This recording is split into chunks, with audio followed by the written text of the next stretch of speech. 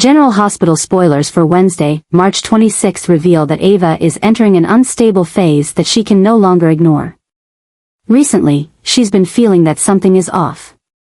Strange coincidences, unfamiliar faces appearing near her workplace, anonymous messages, and an increasing sense of being watched are keeping her awake, anxious, and suspicious of everything around her. Ava is not someone who is easily shaken. She has faced the most dangerous people, manipulated difficult situations to gain the upper hand. But this time, something deeper, colder, and more dangerous is going on, and it's making her feel like she's trapped in a play where she doesn't have the script. Unable to maintain her usual calm demeanor, Ava decides to turn to Ric, someone she once didn't trust, but now the only person she believes is smart and practical enough to understand that what she's saying is not just imagination. In a tense private meeting, Ava removes her usual mask and shares everything she suspects with Ric.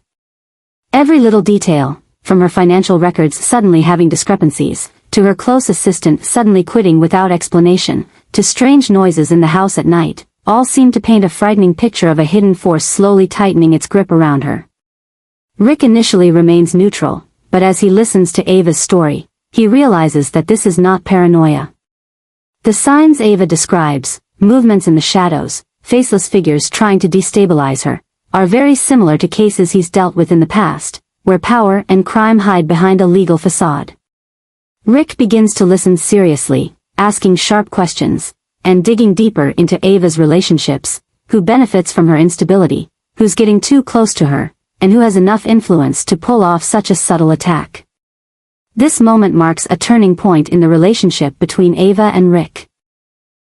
If before they were two individuals on opposite sides of suspicion, she, the sharp woman, and he, the pragmatic lawyer, now they begin to form a fragile but promising alliance.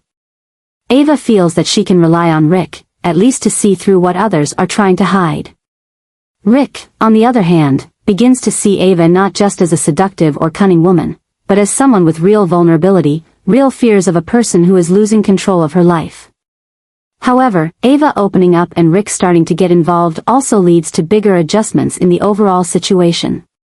Whoever is behind this plot, whether their goal is power, wealth, or simple revenge, will certainly not sit idly by as Ava begins to turn the tables. Every action Ric and Ava take to uncover the truth could be watched, analyzed, and responded to with covert, silent but lethal counterattacks.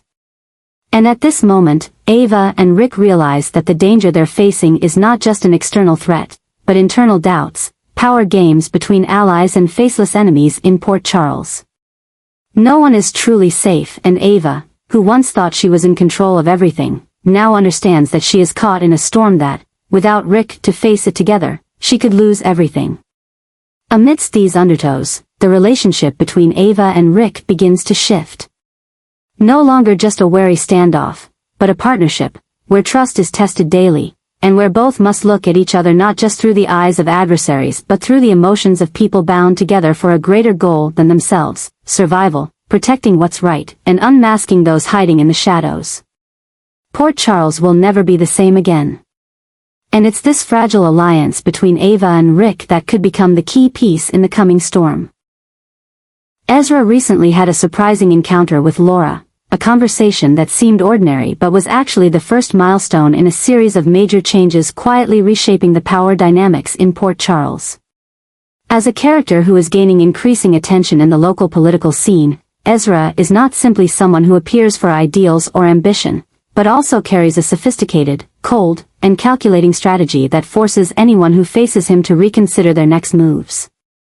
The encounter with Laura, the city's mayor and one of the most influential figures, didn't happen in a public tense atmosphere, but it subtly sparked strategic movements that were deeply concerning. Laura, with her sharp political intuition, quickly realized that Ezra was no simple person. Every look, every word, and every reaction from him exuded a dangerous confidence, as if he were holding a card no one knew about, but was ready to flip over at any moment to upset the game. What makes this encounter special is not just the subtle clash between two powers, but the clear adjustment in Ezra's actions afterward. Since meeting Laura, Ezra has started taking new steps in his political strategy. He changed his approach with the media, built a smarter public image, and started making statements that made political opponents uneasy. He subtly attacked weaknesses in the current system, proposing provocative reforms, while garnering support from voter groups that had previously been neutral or sided with Laura. This new adjustment wasn't coincidental, it was a calculated response from his meeting with Laura, as if Ezra had measured her power and now wanted to prove that he wasn't afraid. This is causing Ezra's political opponents to become genuinely worried, not just because his influence is rapidly growing, but because of how he operates, silently, cleverly, and without exposing any vulnerabilities. Ezra doesn't make a lot of noise, but he shakes the foundations that his opponents thought were solid. Laura, who is experienced and not easily shaken, begins to understand that Ezra's presence is posing a new challenge that cannot be ignored. Ezra may not just be a man with personal ambition, but could represent a new political class, younger, bolder, and ready to break the old rules to take center stage. The story now is not just about two individuals, but is opening a new chapter in the political confrontation of Port Charles, where subtle changes are becoming more and more apparent, and where Ezra, through adjustments in his actions and strategy, is proving that he is a real threat to the current order. The encounter between Ezra and Laura is just the beginning. What's waiting behind Ezra's next moves? Will Laura retaliate, or will someone in the shadows use this conflict to create a bigger power crisis? Either way, Port Charles is entering an era where stability is an illusion, and Ezra is the catalyst that's pushing everything to a new limit. Lulu is being cornered by a truth she can no longer hide. After living in a torn struggle between love and fear, between the instinctual protection of motherhood and trust in the past, she finally must face what she needs to confess to Dante, a truth that could forever change their relationship. Gio is Dante's biological son. If this truth had been revealed at the right time, it could have been a step toward reconciliation between two people who once loved each other deeply. But Lulu chose silence, out of fear, uncertainty, and the belief that she was doing what was best for her child. Now, as time has passed, as Dante has rebuilt his life, and as Gio begins asking questions about his true identity, Lulu understands that she can no longer hide the truth. However, the shock is not just in Dante discovering he has a child, but in the fact that Lulu has kept this secret for so long. For Dante, a man who has always fought for justice and truth, Lulu's secrecy feels like a deep betrayal. And this is sparking a violent adjustment in their relationship, turning from lingering love into a whirlwind of hurt, anger, and loss. The relationship between Dante and Lulu is spiraling into an obsessive cycle. What once was sweet and intimate is now replaced with suspicion and bitterness. Dante feels robbed not just of the years he could have been a father, but of the opportunity to be present in Joe's life from the start. Meanwhile, Lulu must face the consequences of the decision she once thought was right. Now it has become the reason their love is on the brink of collapsing entirely. A new obsession is forming, as Lulu begins to fear not just losing Dante once again, but also how Gio, when he learns the truth, will look at her. She chose to keep her child safe, but will the child understand that? Will Dante forgive her? Will their love be strong enough to weather this storm? Or will the late truth be the end of any chance at reconciliation? The story is reaching a major turning point, where love is no longer the anchor, but a harsh trial. And while Lulu is still searching for the right words to confess, time, and those around them, are beginning to feel the pressure of the unsaid truth. In the ever-turning world of Port Charles, secrets will eventually be exposed, and this time, the truth about Gio could be the fire that burns the last bridge between Dante and Lulu, or the final miracle that brings them back to themselves. But first, Lulu must find the courage to step out of her fear, and say it all.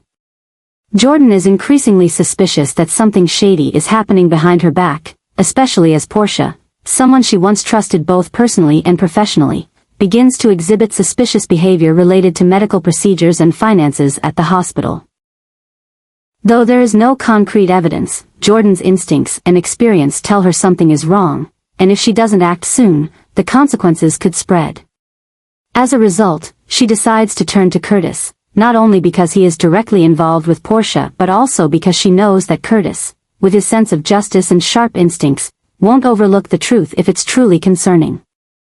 Jordan approaches Curtis not with confrontation, but with sharp, thoughtful questions, seemingly simple inquiries, but designed to test his knowledge, understanding, and involvement.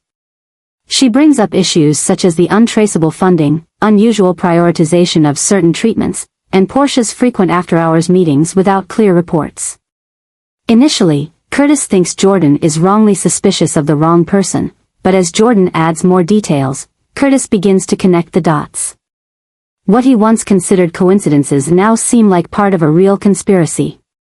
The situation becomes even more complicated when Curtis realizes he is caught between the two most important women in his life, Jordan, his ex-wife whom he still respects deeply, and Portia, the woman he is trying to build a family with, who he thought was always honest and dedicated. The more he tries to protect Portia, the more Curtis feels trapped in a contradictory situation where he can't clearly distinguish between truth and deception masked by kindness. Jordan's shift in attitude and behavior only adds pressure. She no longer approaches him as an old companion but as an investigator, methodically gathering evidence, pushing him into a corner. This places Curtis in a difficult new position. If he sides with Portia and covers for her, he could lose Jordan forever, not just as a woman he was once close to, but as a guardian of justice. But if he starts doubting Portia and helps Jordan expose the truth, he risks destroying the relationship he's trying to rebuild. And what's even crazier, the deeper he gets into Jordan's questions, the more Curtis feels that Portia is hiding something. Her changing behavior, her evasions, and her unconvincing reasons for work, all of it begins to make Curtis wonder, has he truly known the woman he's living with? The story between Jordan, Curtis, and Portia is no longer just personal but could lead to much greater consequences, morally, legally, and within their family relationships. And by asking the right questions at the right time, Jordan is unintentionally setting off a small but dangerous seismic shift in the already chaotic world of Port Charles. Curtis stands at the crossroads of truth and loyalty, and whatever choice he makes, things will never be the same again. Kristina is entering a dark and dangerous period where the anger and hurt inside her can no longer be controlled. Once a hopeful young woman, looking toward the future with a warm heart and selfless spirit, Kristina is now on the warpath, driven by a chain of painful events that she believes all center around Ava. While the true motivation behind Kristina's fury remains hidden, one thing is clear: she has gone too far, and what she is about to do could change everything, forever. A trap is being quietly set, and the target is Ava. No longer just warnings or indirect confrontations, Kristina, or the forces she is unintentionally tied to, is planning to plant a dangerous device in Ava's car, with the aim of creating a horrific accident. This is no longer a mere threat. It is a calculated plan, an act of sabotage that could lead to serious injury or even death. Ava, with her usual sharpness and vigilance, seems unaware of the trap closing in on her, making her incredibly vulnerable. But this is not just a staged accident, it is part of a larger series of events where psychological changes, power struggles, and hatred are converging in a dangerously volatile way. This event marks a major shift in the storyline, where Kristina, once the somewhat naive younger sister in the Corinthos family, is now an unpredictable force, ready to act on instinct and extreme emotion. She is no longer on the sidelines. She is moving to the center of the chessboard, and she has chosen Ava as the first pawn to remove. A serious dilemma is beginning to unfold, not only because Ava could be harmed or worse, but because the aftermath could ripple outward. If the accident does happen, all of Port Charles will be thrown into chaos.